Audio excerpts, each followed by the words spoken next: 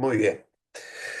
Bueno, muy buenas noches y tardes para todos. Estamos contentos de reencontrarnos, de saludarnos, agradecidos al Señor por algunas buenas noticias que acabamos de recibir.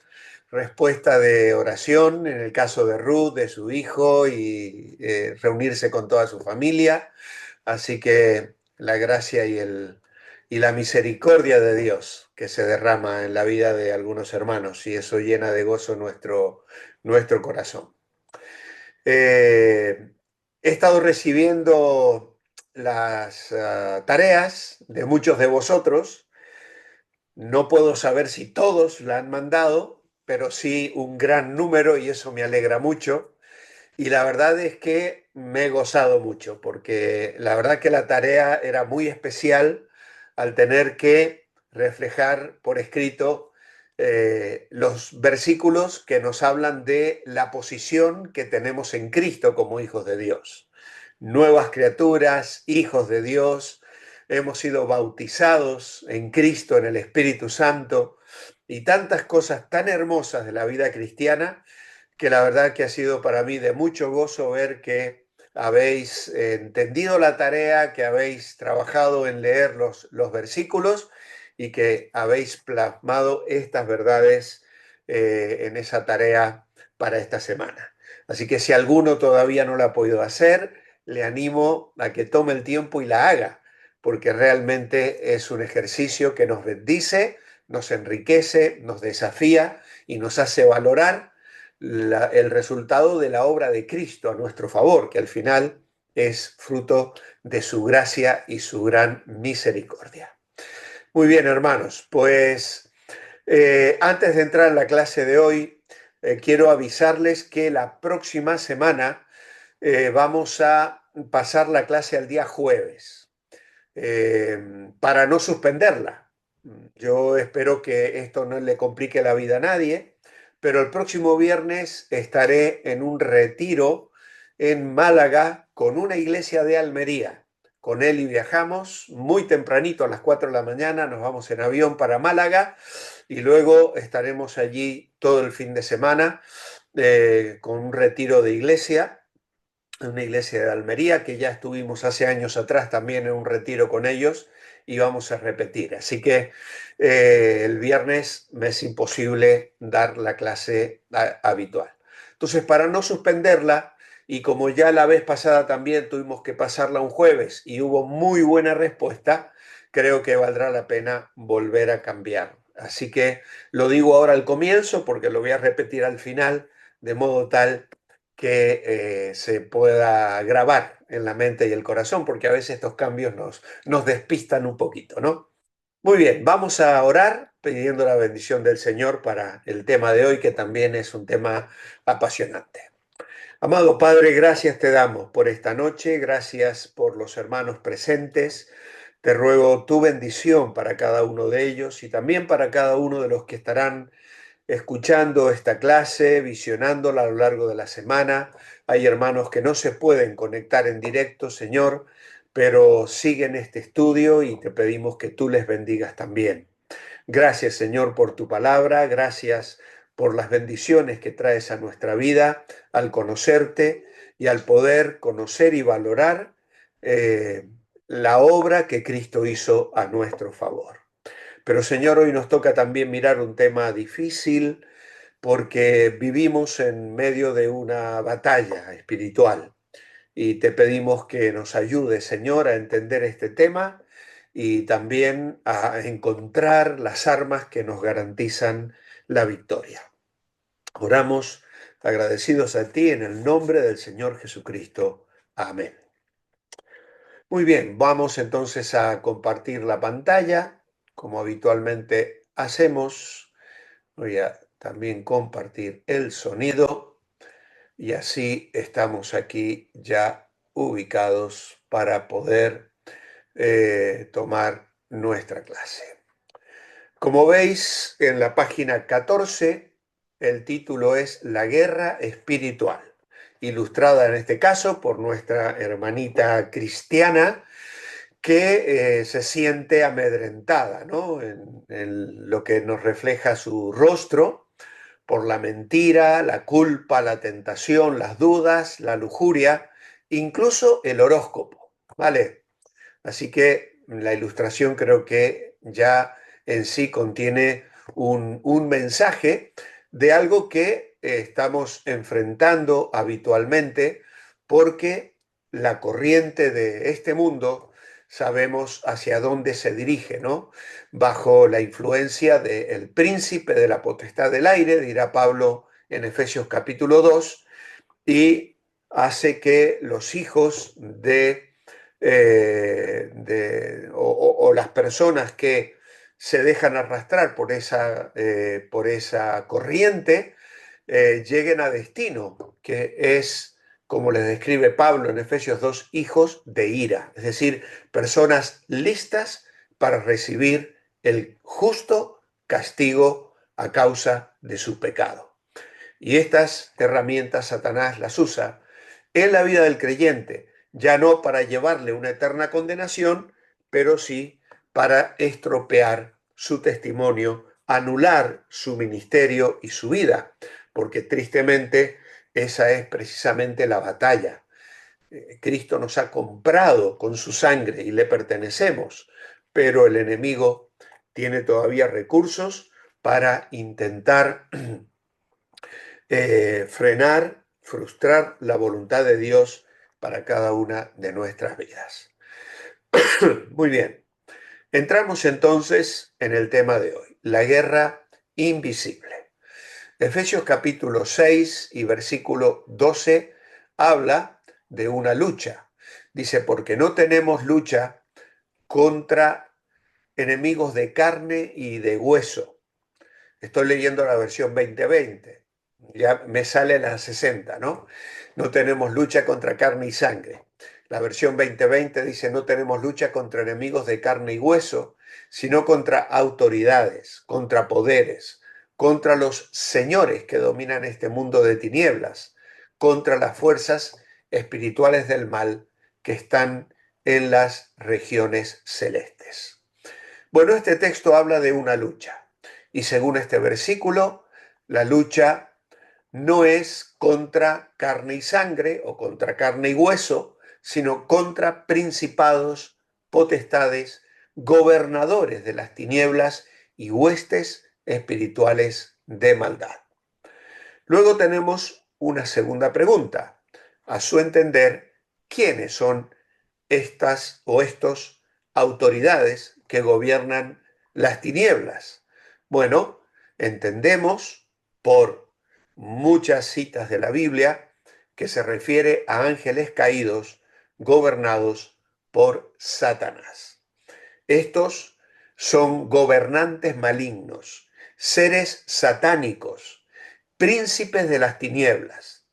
No son personas, usan las personas, porque Satanás utiliza personas.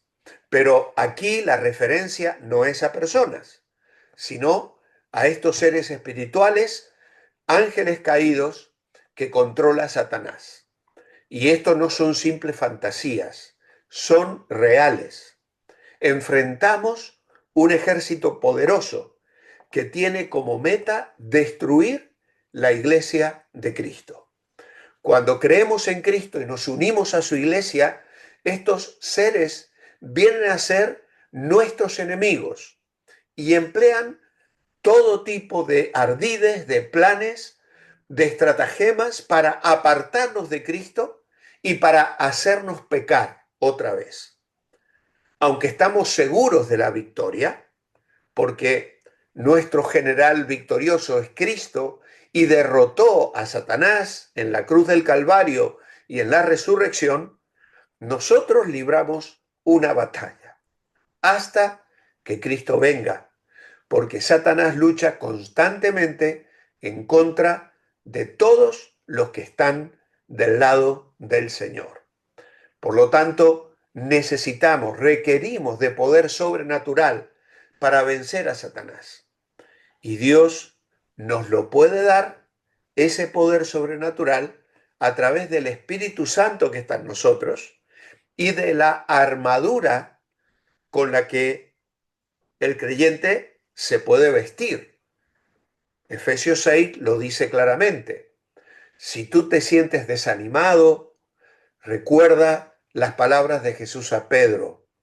Sobre esta roca edificaré mi iglesia y las puertas del Hades no prevalecerán contra ella. Y esa iglesia está formada por seres individuales como cada uno de nosotros.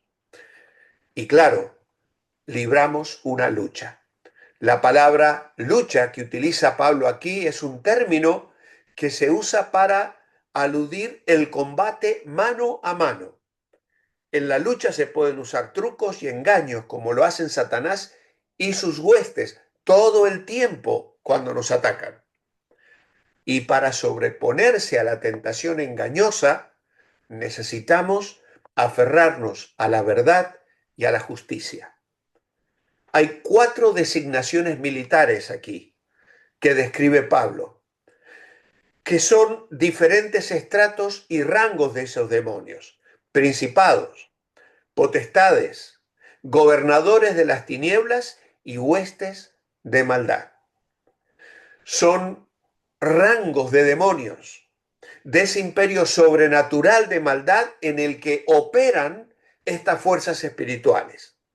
Las fuerzas de la oscuridad de Satanás están estructuradas con cierta complejidad para tener éxito en sus iniciativas destructivas, porque realmente eso es lo que precisamente ellos pretenden. Luego lo vamos a ampliar un poquito más, este tema. ¿Qué trata de hacer Satanás según 1 Pedro 5:8? Pues el apóstol Pedro nos dice aquí: sed sensatos, estad atentos, porque vuestro adversario el diablo, como león rugiente, anda alrededor buscando a quien devorar. Como sabéis, los leones atacan el animal enfermo, joven y solitario. Escogen a los animales que están solos o desprevenidos. Estos días, precisamente, cuando me tomo un tiempo para desconectar un poquito, me encanta ver documentales de animales y de animales salvajes, de los felinos. Y es lo que estoy viendo en una serie que hay en un canal aquí. Y realmente es extraordinario ver cómo se organizan, pero también cómo escogen los animales que quieren devorar. Y Pedro nos advierte que Satanás puede atacarnos cuando enfrentamos sufrimiento, persecución. Tal vez nos sentimos solos, débiles, abandonados, alejados de otros creyentes, preocupados en nuestros problemas, hasta el punto de que olvidamos estar atentos al peligro y entonces nos volvemos vulnerables a los ataques de Satanás. Y este Satanás es, dice Pedro, vuestro adversario. Y él alude en griego a un oponente legal en una demanda ante las cortes. Vuestro adversario es alguien que quiere destruirte, que quiere condenarte, que te está acusando, que está señalando tus faltas, que quiere declararte delincuente para que el juez emita una condena contra ti. Ese es el término que utiliza el apóstol Pedro aquí. Y agrega como león rugiente. Y la palabra griega que se traduce diablo significa calumniador, lo cual significa que es un enemigo malicioso, ultraja y maldice a los creyentes. Junto a sus fuerzas infernales, siempre se mantiene activo y busca oportunidades para acosar al creyente con tentación, con persecución y con desánimo. Satanás siembra discordia. Acusa a Dios ante los hombres y a los hombres ante Dios. Hará todo lo que le sea posible para arrastrar al cristiano y sacarlo de su comunión con Cristo y arrebatarlo del ministerio, del servicio al Señor. Acusa todo el tiempo a los creyentes ante el trono de Dios en un intento de convencer a Dios de que nos abandone. Y esto lo encuentras en Job, capítulo 1, cuando Satanás se presenta delante de Dios, y se encuentra reflejado otra vez en Apocalipsis, capítulo 12 y versículo 10, donde nos dice que en ese momento será expulsado el acusador de nuestros hermanos, el que los acusaba delante de nuestro Dios día y noche. Eso es lo que hoy Satanás está haciendo, entre otras cosas, acusarnos delante de Dios. ¿Qué actitud debe asumir entonces el creyente? Según el verso 9, que continúa hablando el apóstol Pedro ahí en el capítulo 5 del verso 8. El verso 9 dice, resistidlo firmes en la fe. Y entonces, ¿qué actitud debe asumir el creyente? Resistir. Resistir firme en la fe. Resistir significa mantenerse firme en contra de. El método para resistir al diablo no consiste en fórmulas especiales o palabras dirigidas a él y sus demonios. El método para resistir al diablo consiste en permanecer firmes en la fe cristiana, firme en lo que creo. Me duele pensar que hay muchos cultos alrededor del mundo donde se presta más atención al diablo que a Dios. Lo echan al comenzar el culto, diablo, declaramos que este lugar está libre de tu presencia, declaramos que tú no estás aquí, etcétera, etcétera. Media hora después, vuelven otra vez a declarar y lo echan de allí. O sea que el diablo se va, vuelve, entra, sale. ¿Es a eso lo que dice Pedro cuando dice que resistamos al diablo? No, hermanos, no. La idea aquí es firmes en la fe. Y esto implica no dejar de vivir conforme a la verdad de la palabra de Dios. Eso es lo que implica. Mantenerme firme en la fe es que yo mantengo una conducta acorde a la obediencia, a los mandamientos del Señor. A medida que el creyente conoce la sana doctrina y obedece la verdad de Dios, aumenta su capacidad de resistir al enemigo de su alma. Eso es colocarme la armadura de la que habla Pablo en Efesios capítulo 6. Por lo tanto, podemos resistir, sabiendo, dice Pedro, que los mismos padecimientos los están experimentando otros hermanos alrededor del mundo. Todos los hermanos en la fe, en la comunidad cristiana entera, siempre pasan por pruebas similares que les trae el león rugiente, quien nunca cesa en sus intentos de devorar a los creyentes. En el tiempo de sufrimiento tenemos que buscar el apoyo de los creyentes, mantener los ojos en Cristo, aferrarnos a la palabra de Dios, resistir al diablo, y entonces dice Santiago, y luego lo veremos, huirá de vosotros. ¿Quién es nuestro enemigo?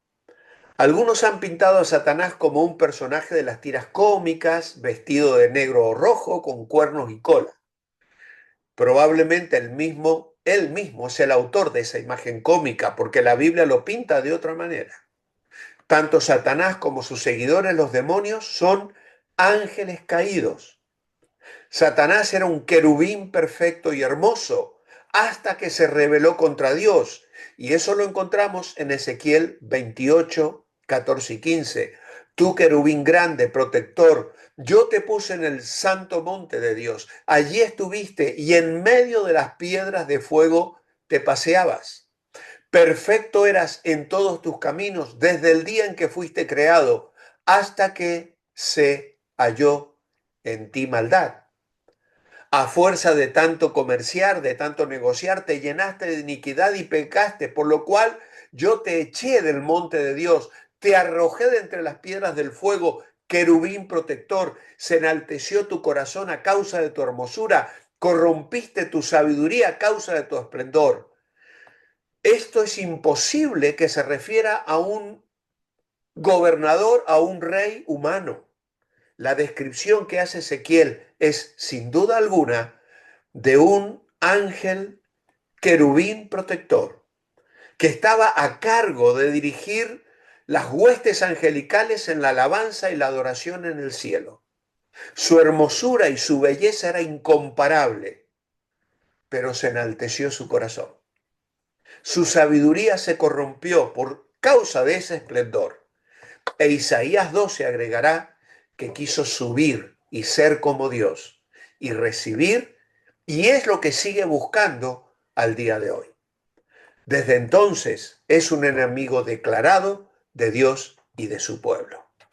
El tema de la angeliología, cuando se habla de Satanás, es realmente interesante, pero no podemos abundar en ello hoy a fin de avanzar en nuestro estudio esta noche. Tácticas del enemigo. Satanás usa diferentes tácticas según la persona o la situación. En algunos casos trabaja en forma abierta, a través de prácticas ocultas como la brujería, la magia, etc. En otros casos usa tácticas más disimuladas. Mientras más conozcamos de sus tácticas, mejor será nuestra resistencia hacia él.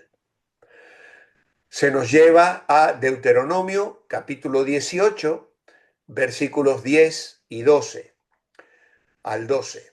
Dice de las prácticas ocultas como la adivinación, la hechicería, la magia, consultar a los muertos o los espíritus.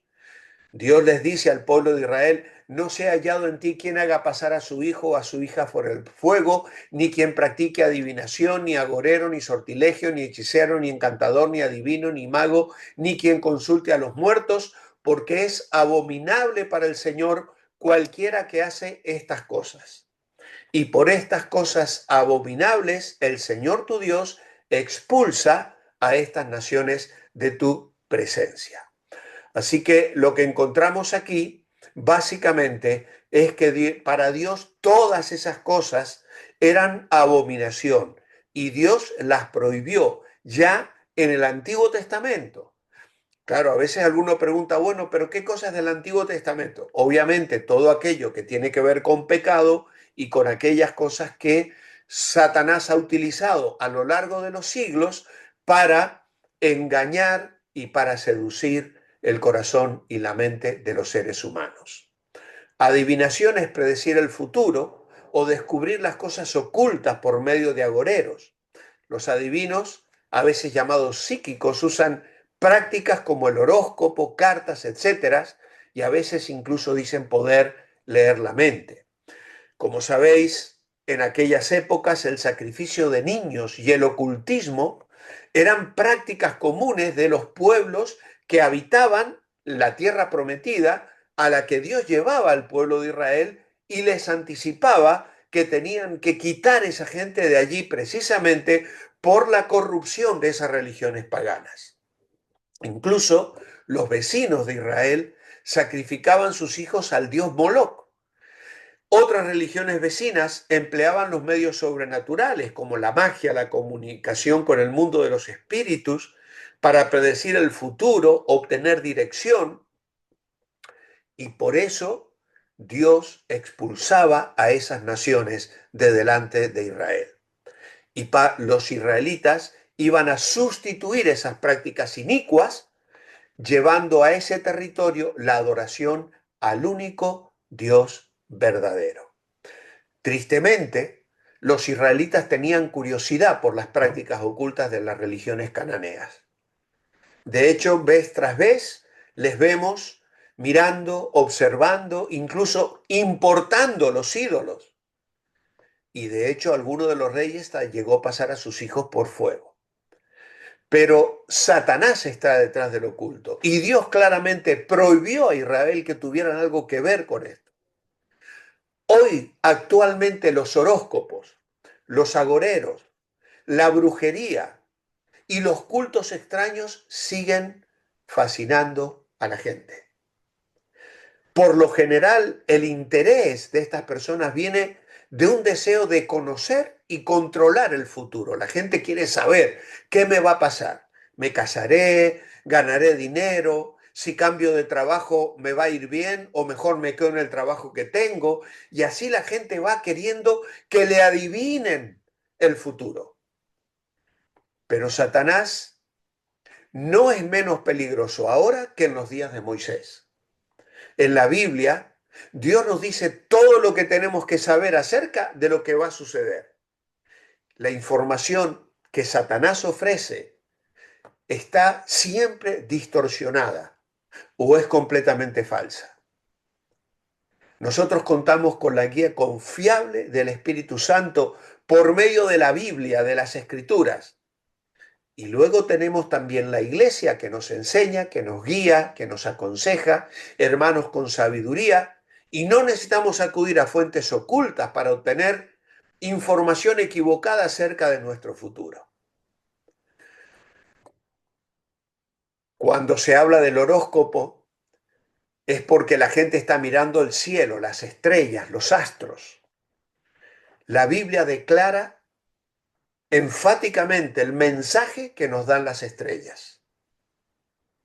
El único mensaje que los astros del firmamento tienen para los seres humanos es la gloria de Dios. Los cielos declaran la gloria de Dios. El firmamento anuncia la obra de sus manos, dice el salmista. Y ese es el mensaje que el firmamento nos da. Allí no está escrito tu futuro, ni la suerte que te va a tocar, de ninguna persona. No existe tal cosa, eso es un invento, es una tergiversación del enemigo de nuestras almas. Y esa es la abominación de aquellas naciones. Si nosotros fuéramos a algunas citas que encontramos en Levítico y en Deuteronomio, nos encontraríamos con una lista muy larga de cosas que hacían. Sacrificar a los hijos, adivinar, agoreros, sortilegio, hechicería, encantos, magos, cosas demoníacos, consultar a los muertos, prácticas malignas. Y por eso Dios les iba a echar de la tierra prometida. Ahora seguimos en nuestro texto y dice el punto 5, según 2 Tesalonicenses 2:9, algunos siervos de Satanás actúan con gran poder y señales y prodigios mentirosos. Dice, la llegada de ese malvado, del inicuo, que es por obra de Satanás, será acompañada de gran poder, señales y falsos milagros. Y sí, Satanás usa sus poderes especiales para manipular a las personas, intimidarlas, engañarlas, haciéndoles creer que él es invencible o que les puede conceder un favor. Este hombre de pecado que vendrá, el anticristo, usará gran poder, señales y prodigios mentirosos y todo engaño.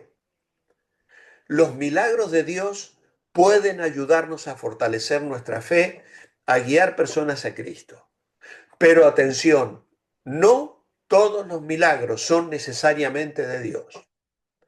Los milagros de Cristo fueron importantes, no solo por su poder, sino por su propósito, que era ayudar, sanar y guiarnos a Dios. El hombre de pecado tendrá poder para hacer milagros sorprendentes, pero ese poder vendrá de Satanás y usará su poder para destruir y para apartar a la gente de Dios y atraerla a sí mismo. Si alguien, considerando su personalidad religiosa, trata de atraer la atención para sí mismo, su obra no es de Dios. Ojo con esto. Cuando un líder se engrandece y recibe fama y elogios, corre serio peligro Siempre, siempre, siempre la gloria debe ser dada al Señor. Juan capítulo 8 y versículo 44 también nos dice algo interesante aquí. Y son palabras de Jesús, porque nos dice, perdón, que Él es mentiroso y padre de mentira. Juan dice, vuestro padre es el diablo. Queréis cumplir los deseos de vuestro padre. Él ha sido homicida desde el principio y no ha permanecido en la verdad porque no hay verdad en él. Cuando miente, de sí mismo habla, pues es mentiroso y padre de mentira. Así que aquí hay tres cosas que Cristo dice del diablo en relación a la mentira, que es un mentiroso.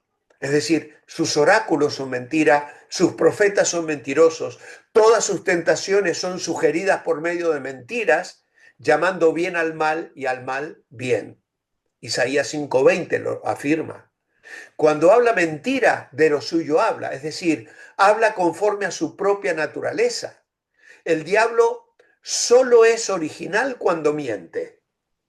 Todo lo demás es una copia.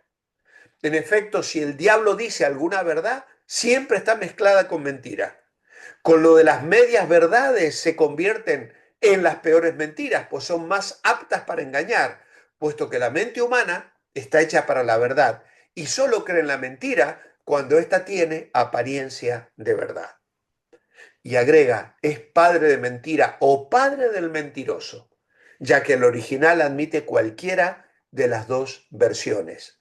Dios hizo al hombre con una inclinación hacia la verdad, pero el diablo, al ocasionar la corrupción de la raza humana, introdujo la mentira en el género humano y se hizo el padre de todos los mentirosos como si los hubiera engendrado y educado en la escuela de la mentira. Y en eso se parecen a él como hijos y discípulos de él.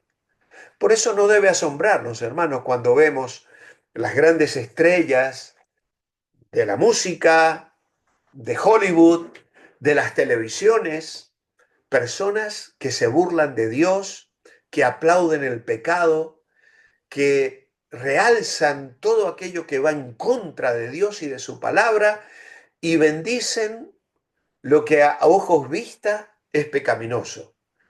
Es que son hijos y discípulos de Satanás. Él parece que les ha engendrado y les ha educado en esa escuela, la de la mentira. En el punto 7 se nos dice que estamos en una lucha entre la verdad y la mentira, donde la batalla se gana en la mente. Es por eso que Cristo dijo en Juan 8:32 que conoceremos la verdad y la verdad nos hará libres. Y la verdad se refiere aquí no solo a los hechos que acompañaron a Jesús como Mesías e hijos de Dios, se refiere a la enseñanza que impartió.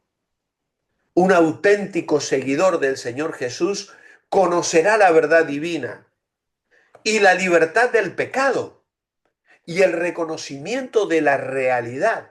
Esta verdad divina no solo viene como resultado de una aceptación intelectual, viene como resultado de un compromiso con Cristo. Jesús mismo es la verdad que nos liberta, es la fuente de la verdad, la norma perfecta de lo que es bueno. Nos liberta de las consecuencias del pecado, del autoengaño y del engaño de Satanás. Nos muestra claramente el camino a la vida eterna con Dios. Jesús no nos da libertad de hacer lo que queramos, sino libertad para seguir a Dios. Al procurar servir a Dios, la verdad perfecta de Jesús nos liberta para que seamos todo lo que Dios quiso que seamos. ¿Cómo podemos conocer la verdad? Bueno, cuando la palabra de Dios domina el corazón y la vida, conocemos la verdad cuando seguimos la enseñanza de Jesús. Se permanece en la palabra de Cristo cuando se hace de ella la norma para la vida. Es decir, obediencia es lo mismo que permanecer en la palabra. Y esto lo hace un discípulo verdadero de Jesús y lleva esto al conocimiento genuino de la verdad. Porque la revelación especial de Dios tiene su médula, su centro en la obra de Cristo, que es en la que nos enfocamos en esta clase, como lo habéis hecho esta semana, mirando lo que Cristo nos ha dado, lo que ha hecho de nosotros. Este conocimiento, nacido en la revelación y la experiencia, libera a la persona. Y por eso Jesús comenta lo que significa libertad. Se es libre cuando el pecado no me domina. Y se es libre cuando la palabra de Cristo domina mi corazón y mi vida. Se es libre no cuando se puede hacer lo que me da la gana, sino cuando mi deseo es hacer lo que debo hacer, que es agradar a Dios, que es buscar la voluntad de Dios en todo. Ahora, Satanás se disfraza como ángel de luz. Segunda a los Corintios capítulo 11, versículos 14 y 15, dice, no es sorprendente porque el mismo Satanás se disfraza como ángel de luz. Así que no es extraño si sus ministros se disfrazan de ministros de justicia, cuyo fin será conforme a sus obras. Así que Satanás se disfraza siendo príncipe de las tinieblas como ángel de luz y sus ministros como ministros de justicia. Las religiones y filosofías falsas son ejemplos de esta táctica. Los siervos más efectivos del diablo son gente buena, con atractivas personalidades a veces, y nos presentan un plan alternativo que parece ser el verdadero, pero engañan mezclando la verdad con el error. Hay un escrito judío que se llama el Apocalipsis de Moisés, que dice que en la historia de la tentación de Eva, que está en Génesis 3, Satanás se disfrazó de ángel. Pablo pudo estar pensando en esta historia o referirse a una de las típicas estratagemas de Satanás. En cualquier caso, nada pudo ser más falso que Satanás, el príncipe de tinieblas, y que él pretendiera representar la luz. De igual manera, cuando los falsos maestros afirmaban representar a Cristo, mentían desvergonzosamente. Satanás y sus siervos pueden engañarnos, presentando una apariencia atractiva y moral. Mucha gente ingenua sigue enseñanzas sutiles que citan la Biblia, pero luego nos inducen a cultos que nos apartan de la familia, que nos llevan a prácticas incluso hasta aberrantes, porque practican la inmoralidad y el engaño. No nos dejemos estafar por la apariencia. Nuestras impresiones no son el único indicador confiable para deducir quién es o no un seguidor verdadero de Cristo. Hay algunas preguntas que tú te puedes hacer a la hora de discernir, de seguir o no seguir a una persona. Primero, ¿confirman sus enseñanzas las Escrituras? ¿Confirman sus enseñanzas las Escrituras? ¿Afirman y proclaman que Jesucristo es Dios y que vino al mundo como hombre para salvar a la gente de sus pecados? Y luego, ¿es su forma de vida coherente con la moralidad bíblica? Tres preguntas muy sencillas, pero que ya nos pueden ayudar muchísimo. ¿Sus enseñanzas están respaldadas, confirmadas en la palabra?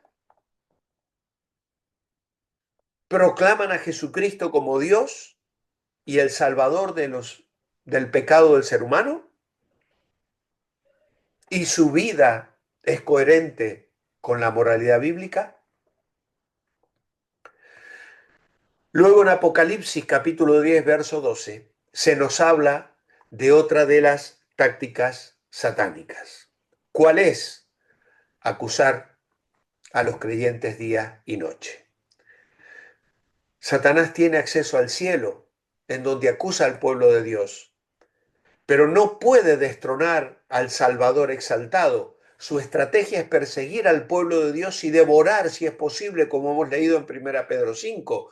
Odia en especial al pueblo de Israel y ha sido el poder detrás del antisemitismo desde los días del faraón y de Amán, en Éxodo y en Esther, hasta Hitler, Stalin y hasta nuestros días, donde hay naciones árabes atacando al pueblo de Israel, a pesar de que Israel está en rebeldía contra Dios todavía. Este es un Israel apóstata, el que hoy gobierna allí.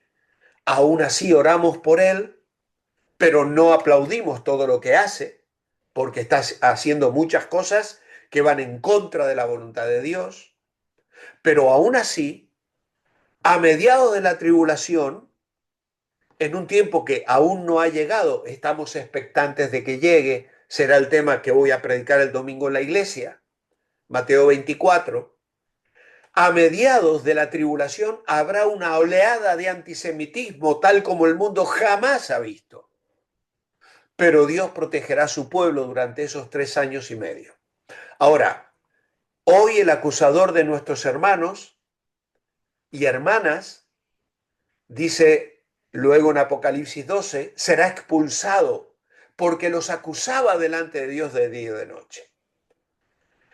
Y no son Miguel y sus ángeles quienes reciben alabanza por haber derrotado a Satanás en Apocalipsis 12, sino Cristo, quien ejerce supremacía en su reino. Cuando Jesús ascendió al trono con plena autoridad para gobernar, Satanás expulsado del cielo. Y aquí encontramos quienes dicen que ya ha sido expulsado de allí, que ya no puede estar haciendo esto. Bueno, Apocalipsis nos dice que lo hacía, que nosotros éramos acusados delante de él. La frase del acusador de nuestros hermanos describe una actividad diabólica en la presencia de Dios. Está reflejada en Job capítulo 1 y en Job capítulo 2. Lo que sí sabemos es que en Apocalipsis 12 esa actividad ha llegado a su fin, porque Jesús es el intercesor por los santos y esto excluye que alguien nos pueda acusar. Romanos 8 dice, ¿quién acusará a los escogidos de Dios? ¿Quién los condenará? Cristo es el que murió. Romanos 8, 33 al 34. Ahora, la importancia del tiempo presente de participio en el que se los acusa es arrojado a la tierra. Satanás ya no puede acusar a los creyentes delante del trono de Dios, pero no acepta la derrota como para desistir de sus obras malignas. Sigue con sus ataques día y noche, acusando constantemente a los seguidores de Cristo y atormentando su conciencia. Mira, yo no sé decirte hoy a ciencia cierta si Satanás está todo el tiempo delante de Dios. Lo que yo sí sé es que está atacándome a mí. Me está diciendo constantemente que soy un pecador. Y si hago algo mal, si meto la pata, me trata de frustrar, trata de tentarme a que peque. Y si lo consigue, luego se burla acusándome. Ahora, aunque me quiere acusar delante de Dios, miserablemente fracasa, porque la gracia de Dios en Cristo, por la sangre de Cristo, me ofrece constante perdón. Por eso, ¿por qué después de confesar sus pecados muchos creyentes siguen sintiéndose culpables? Se sienten mal porque hacen caso a las acusaciones del diablo en lugar de creer la promesa del perdón. ¿Y cuál es esa promesa del perdón? Pues está en Juan capítulo 1 y versículo 9, que tenemos, si confesamos nuestros pecados, Dios es fiel y justo para perdonar nuestros pecados y limpiarnos de toda maldad. La confesión tiene el propósito de librarnos para que disfrutemos de la comunión con Cristo. Y esto debiera darnos tranquilidad de conciencia, calmar nuestras inquietudes. Pero muchos cristianos no entienden cómo funciona eso. Se sienten tan culpables que confiesan los mismos pecados una y otra vez y luego se preguntan si habrán olvidado algo. Otros cristianos creen que Dios perdona cuando uno confiesa sus pecados, pero si mueren con pecados no perdonados se podrían ir al infierno. Estos cristianos no entienden que Dios quiere perdonarnos. Permitió que su Hijo amado muriera a fin de ofrecernos su perdón. Cuando acudimos a Cristo, Él nos perdona todos los pecados cometidos o que alguna vez cometeremos. No necesitamos confesar los pecados del pasado otra vez y no necesitamos temer que nos echará fuera si nuestra vida no está perfectamente limpia. Desde luego que tenemos que confesar, deseamos confesar nuestros pecados en forma continua, pero no porque pensemos que las faltas que cometemos nos harán perder nuestra salvación. Nuestra relación con Cristo es segura. Sin embargo, debemos confesar nuestros pecados para disfrutar al máximo de nuestra comunión y gozo con Él. La verdadera confesión implica la decisión de no seguir pecando. No confesamos genuinamente nuestros pecados si planeamos cometer el pecado otra vez y buscamos un perdón temporal. Debemos orar pidiendo fortaleza para derrotar la tentación la próxima vez que aparezca. Si Dios nos ha perdonado nuestros pecados por la muerte de Cristo, ¿por qué debemos confesar nuestro pecado? Porque admitir nuestro pecado nos permite recibir la limpieza de Cristo. Acordamos, confesar es ponerse de acuerdo con Dios que nuestro pecado es de veras pecado y que necesitamos abandonarlo. Nos aseguramos de no ocultarle nuestros pecados y en consecuencia no ocultarnos de nosotros mismos y reconocemos nuestra tendencia a pecar y nuestra dependencia de su poder para vencer el pecado. Así que, ¿dice 1 Juan que hay pecados tan grandes que Dios no los va a perdonar? No, no lo hay. ¿Es necesario hacer penitencia para pedir perdón? Tampoco. No es que Dios me va a mandar, hay veces que Dios disciplina, Hebreos 12 lo dice, pero no es una disciplina como la que a veces se nos hace creer que tenemos que recitar el Padre Nuestro, que tenemos que flagelarnos o que tenemos que caminar de rodillas hasta un altar. Ese tipo de cosas surgen de la inventiva y la imaginación de los seres humanos, no del corazón de Dios. Ahora, el problema de muchos creyentes es que rehúsan recibir el perdón que Dios ofrece. Siguen recriminándose como una forma de penitencia porque no se sienten dignos. Olvidan que el perdón de pecados es un regalo no merecido y mientras piensen así, pierden resistencia al diablo. Tristemente se vuelven vulnerables. Efesios capítulo 2, versículo 2, habla de gente que seguía viviendo o siguiendo la corriente de este mundo, imitando al diablo quien gobierna las tinieblas, el príncipe de la potestad del aire. Se refiere al diablo que nos tienta usando todo lo que el mundo ofrece.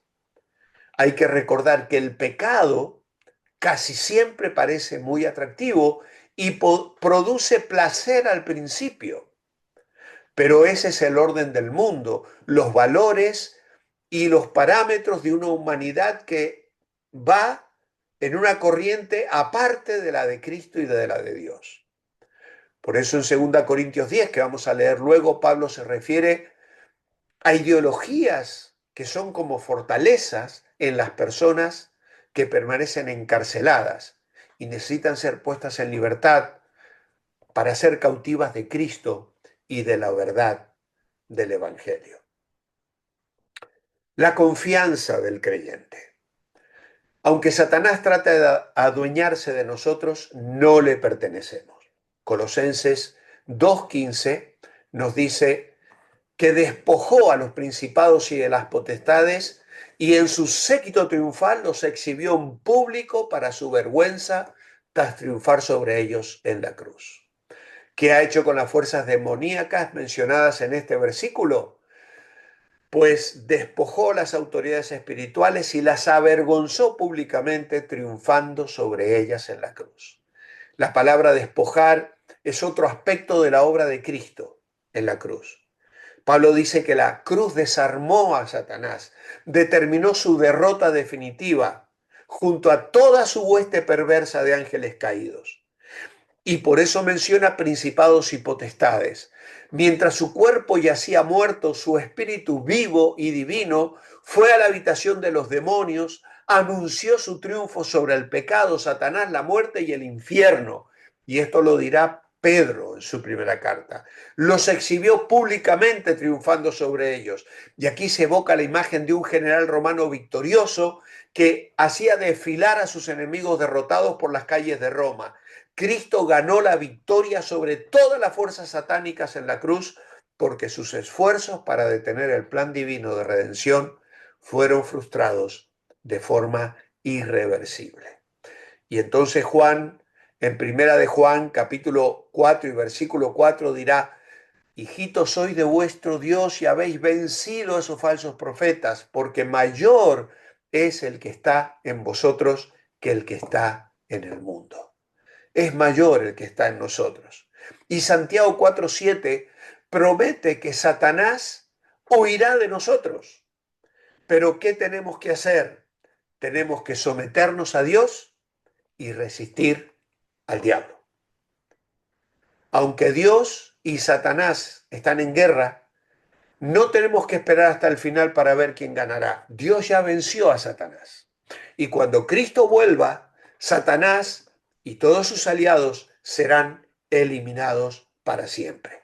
Sin embargo, Satanás está aquí ahora y procura convertirnos a su causa maligna.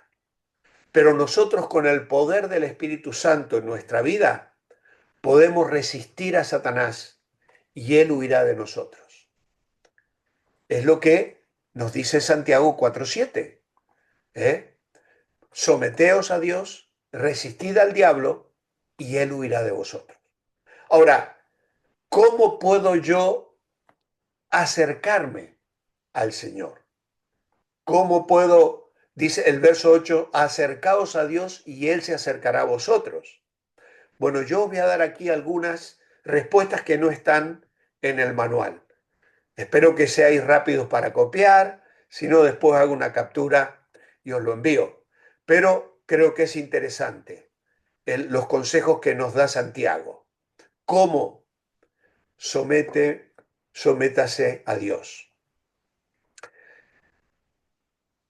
Tengo que rendirme a su autoridad y a su voluntad, entregar mi vida a Él y a su control. Tengo que estar deseoso de seguir a Cristo. Tengo que reconocer a Cristo como el Señor de mi vida. Cuando Santiago dice, someteos a Dios, está diciendo que yo tengo que reconocer a Cristo como Rey y Señor en mi vida, ponerme bajo sus mandamientos, bajo su voluntad, rendirme en obediencia a Él. Eso es someterme a Dios. En segundo lugar, tengo que resistir al diablo. Oye, hay que resistir. No permitas que Satanás te seduzca y te tiente. Claro, es que si yo abro la puerta, si yo voy a ver películas, series o leer lecturas en las que voy a encontrar la basura que Satanás produce, estoy abriendo una puerta. Yo tengo que resistir al diablo, tengo que negarme a ciertas cosas. Hay ciertas películas que el creyente no debe ver, hermanos, directamente. No debe ver.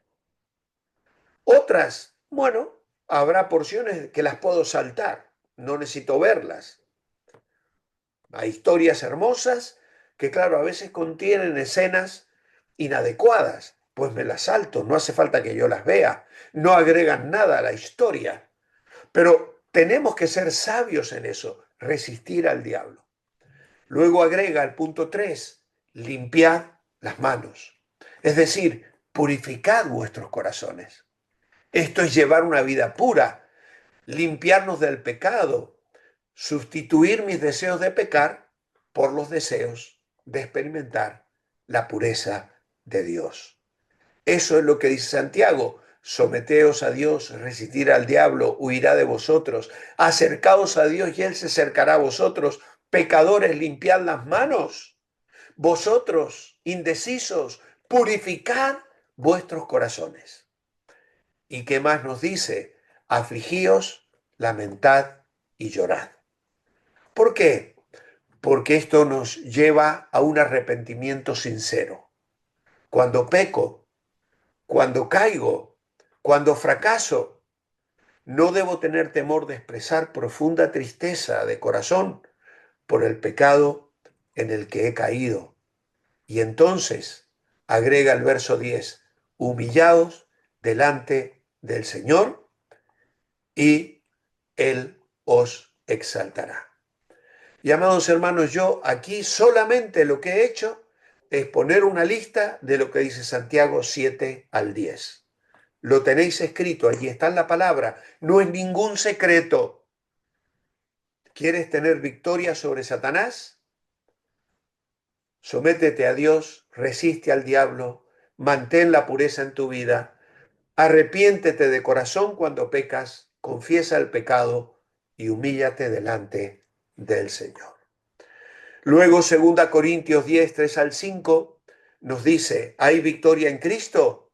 Claro que sí. Dice 2 Corintios 10, aunque somos seres humanos, no luchamos según los criterios humanos. Las armas con las que luchamos no son las de este mundo, poderosas de parte de Dios para la destrucción de fortalezas. Pues se destruyen razonamientos falaces y toda altivez que se levanta contra el conocimiento de Dios y llevamos cautivo todo pensamiento a la obediencia a Cristo. Y esto es lo que debemos hacer: llevar cautivo todo pensamiento a la obediencia a Cristo. Esto es capturar el pensamiento rebelde y ponerlo bajo el control de Dios. En esto pensad, dirá Pablo a los filipenses, en lo justo, lo puro, lo bueno, lo amable, lo que dé buen nombre. Si hay algo digno de alabanza, en esto pensad. Y la paz de Dios, que gobierna nuestros corazones, será plena, abundante y reinará en vuestra mente y en vuestro corazón. Nosotros, como Pablo, somos simples y frágiles humanos, pero no necesitamos usar planes y métodos humanos para ganar nuestras batallas. Las poderosas armas de Dios están disponibles para pelear contra las fortalezas de Satanás. Los cristianos deben decidir qué métodos emplearán, los de Dios o los del hombre. Pablo nos asegura que las poderosas armas de Dios son efectivas: oración, fe, esperanza, amor, la palabra de Dios y el Espíritu Santo obrando en nuestro corazón. Efesios capítulo 6, versículos 13 al 18. Estas armas pueden destruir el argumento del orgullo humano que se levanta contra Dios y los muros que Satanás construye para que la gente no encuentre al Señor. Al enfrentar al orgullo que aparta a las personas de su relación con Dios, vernos tentados a utilizar nuestros propios métodos. Pero nada puede derribar estas barreras como las armas de Dios. Hermanos, tristemente hay creyentes que viven todavía controlados por los muros que el enemigo levantó cuando vivían lejos de Dios. A veces hay muros en nuestra mente que Satanás levantó, haciéndote creer que no vales para nada, que nadie te ama, que no sabes hacer nada, cuántas cosas que nos mantienen frenados, tristes, amargados, con con una autoestima por los suelos, con miedo de la gente, de las cosas, con ansiedad, incluso a veces con depresión. Pero sabes, tenemos armas espirituales con las que podemos echar abajo esos muros. Pensamientos que pueden ser llevados cautivos a Cristo.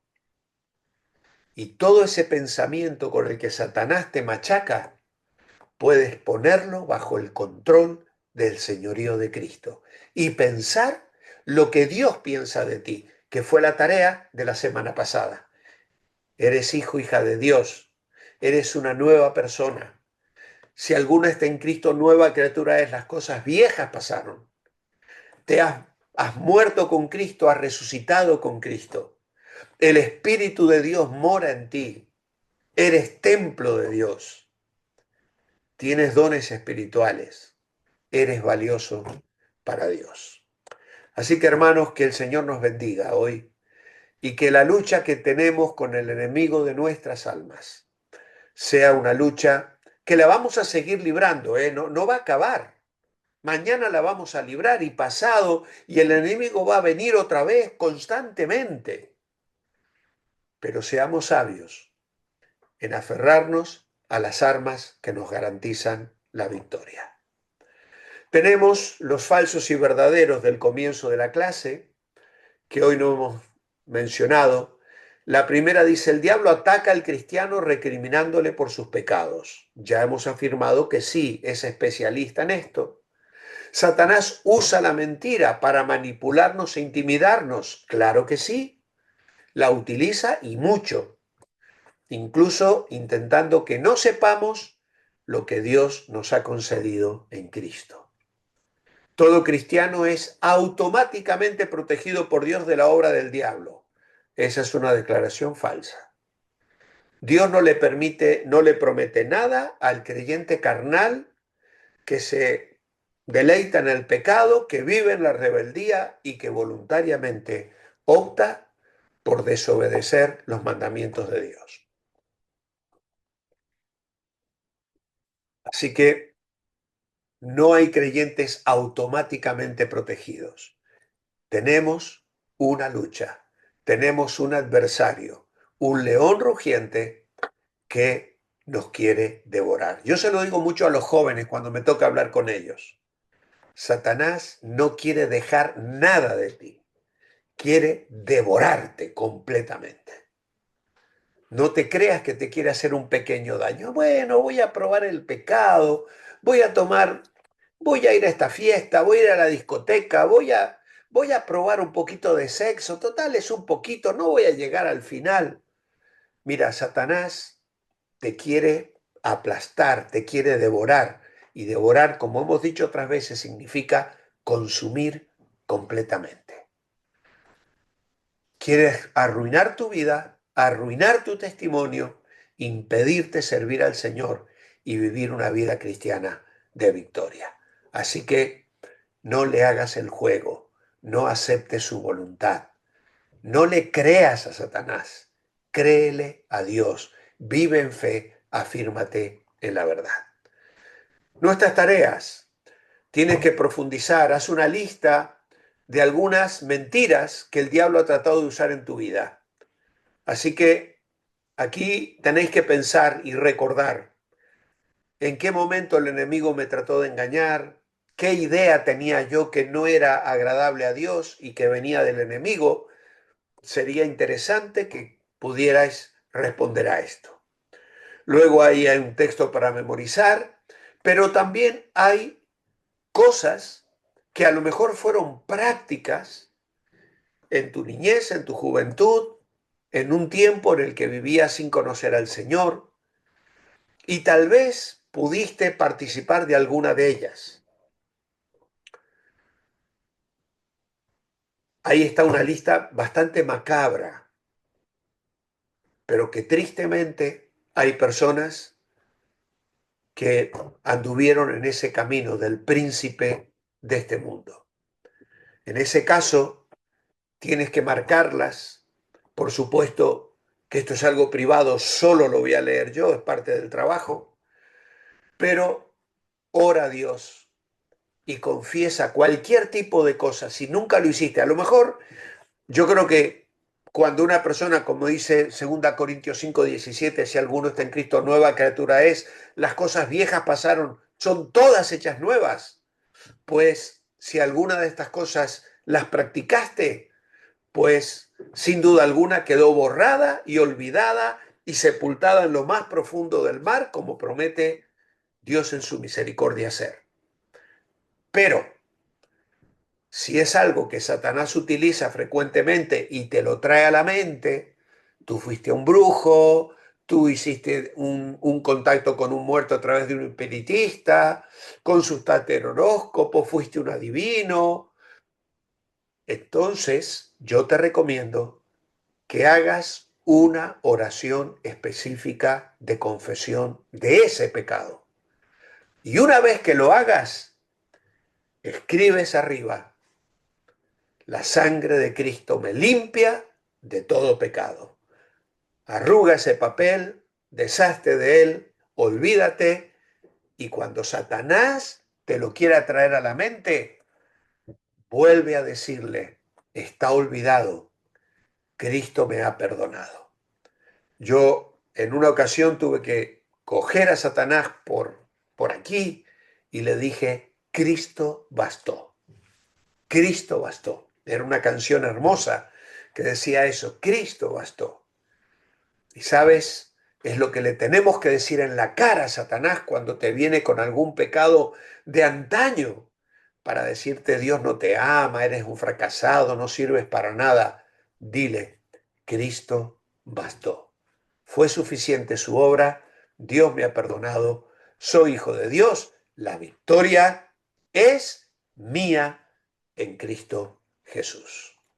Así que hermanos, entonces con esto concluimos nuestra clase. Hoy me he tomado unos minutos de más, pero entiendo que el tema era necesario hacerlo.